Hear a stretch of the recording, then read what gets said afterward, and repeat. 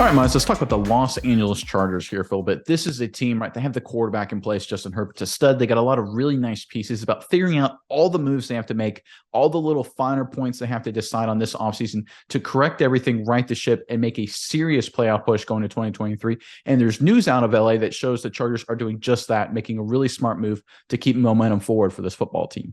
Yeah, Nick, Chargers making really great moves. There's a lot of great players around the ball. But speaking of great players, I want to know from the Chargers fans, who is your quintessential Chargers player? Who's the guy that when he dons that powder blue with the lightning bolts on it, he sparks? That's the first person you think of. Is it a guy like LaDainian Tomlinson? Is it a guy like Sean Merriman? Is it a guy, like Junior Seau, another Charger? That's a great one. Really, really good examples out there. Let us know in the comments below who your quintessential Chargers player is. And I'm gonna preface it with this. It could be a San Diego Charger or a Los Angeles Charger. Doesn't really matter. So let us know in the comments below. But Nick, what do you got on the Chargers? Yeah, so anytime you go into the offseason, the Chargers have a mix of veteran players and obviously young players like most teams do. They're kind of one of those positions.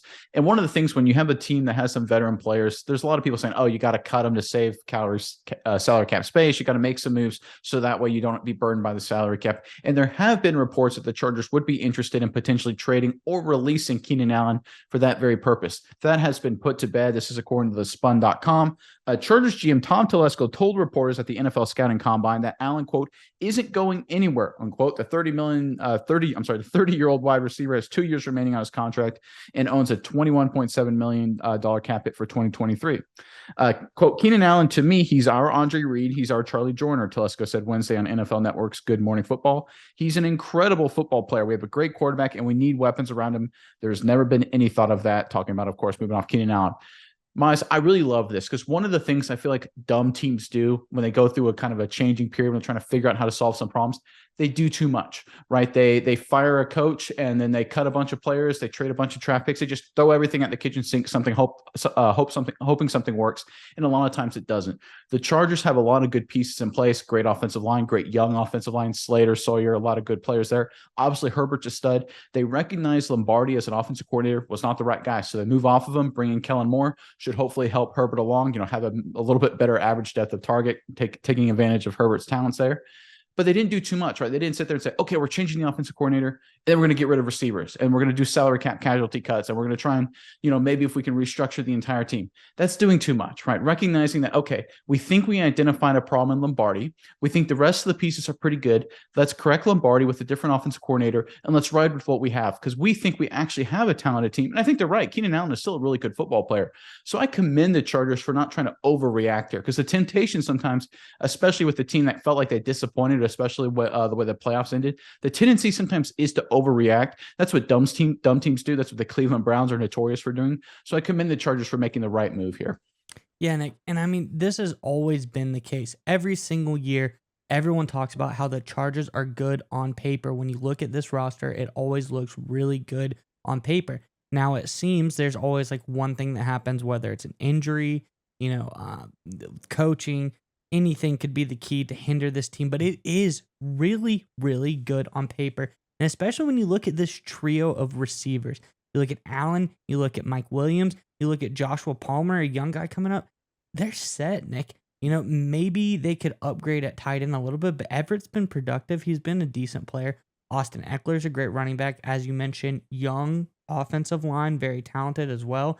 In the defense, maybe extra linebacker, maybe an extra corner, but these are just luxuries at this point. I think they're pretty set everywhere around the ball where it's very, very important. So I like what they're doing. They're saying, hey, listen, we are going to keep Keenan Allen. We don't feel like we need to make any big time splashes, open up cap space for anything.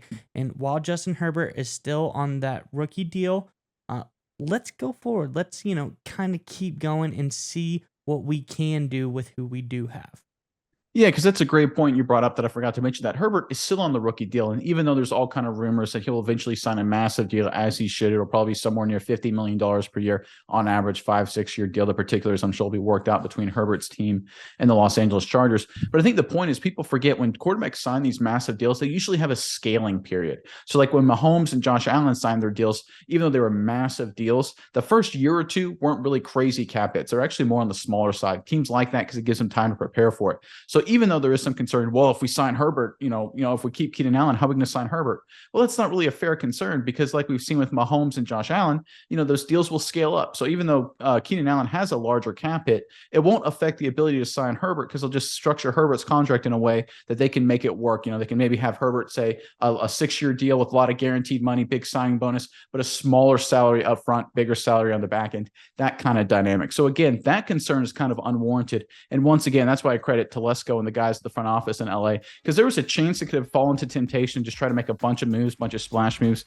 But again, like you said, Mice, the core is there on the offensive side. They got all the right pieces, made a change at the offensive coordinator position. I think will work out really well for them. And I'm excited to see how the Chargers look this season. I think they're going to be really dynamic.